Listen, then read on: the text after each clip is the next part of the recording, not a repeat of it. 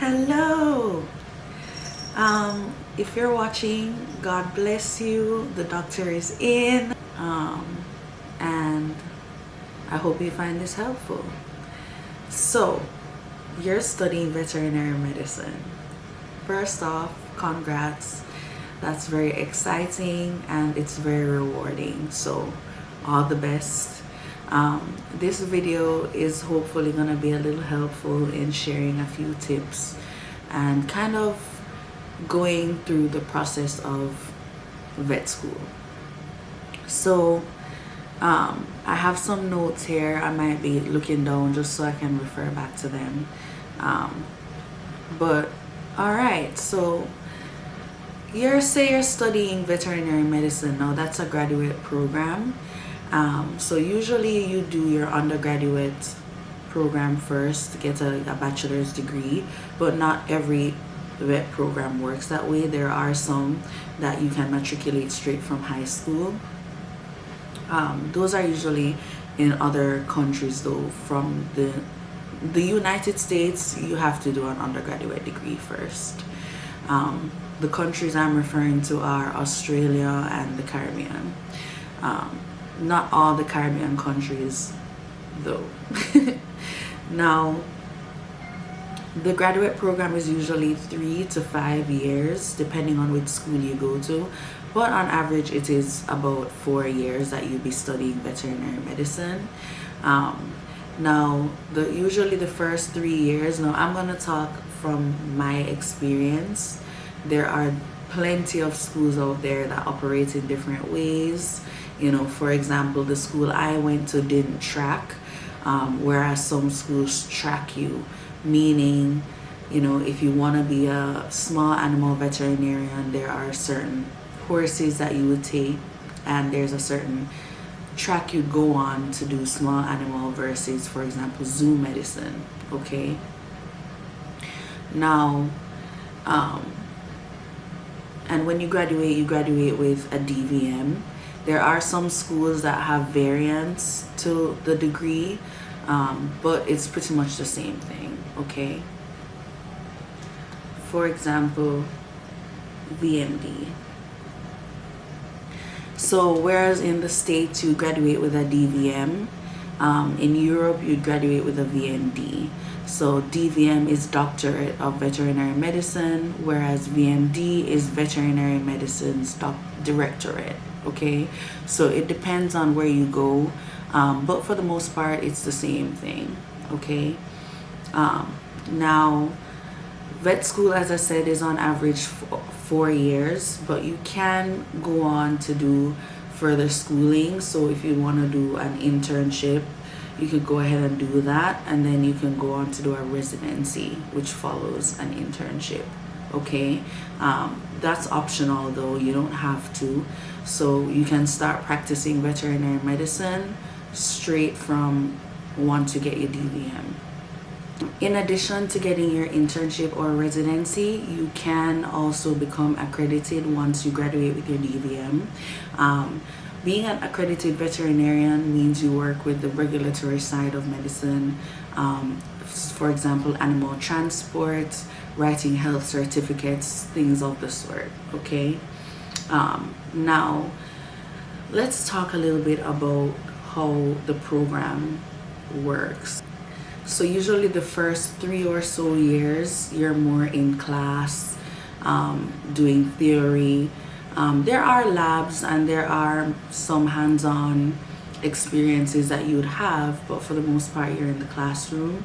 Whereas your final year, you go into the clinics or the animal hospital and do rotations. So that's your clinical rotation year. You don't always have to do it at the school that you do your vet program at. You can also do rotations off site. Okay.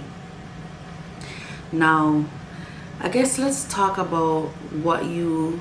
Oh, and another thing about being accredited, you have 2 types of accreditation. You can be a category 1, where you work with only small animals, or you can be category 2, where you work with all animal species. So for example, I'm a category 2 accredited veterinarian, so I work with all species.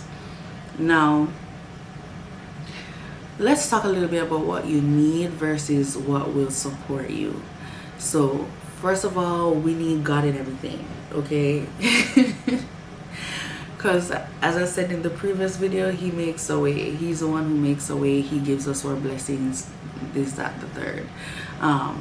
But you need to work hard in veterinary medicine. That's the biggest thing. It's very intensive. It's not easy. It's not scary. I'm not trying to scare you, but it is a program that you have to take very seriously, okay? And what will support you are, family and friends, finding out, finding a mentor, looking up to your older classmates who have kind of done the program already. A lot of them sometimes would like to give helpful tips on how to, study for a certain course, or what the steps look like as you continue to go through the courses. Sometimes also having pets can be very helpful. So for example, if you have a cat or a dog at home and you're learning how to do physical exams, you could come home and practice doing them on your pet. So, even just, and not just using them for that, but the support that you get from the human animal bond as well. Let's see. So yeah, I hope this was very helpful. Being a vet is very rewarding, and going to vet school is an amazing once in a lifetime experience. So, well, let me not say once in a lifetime, but it is an amazing experience.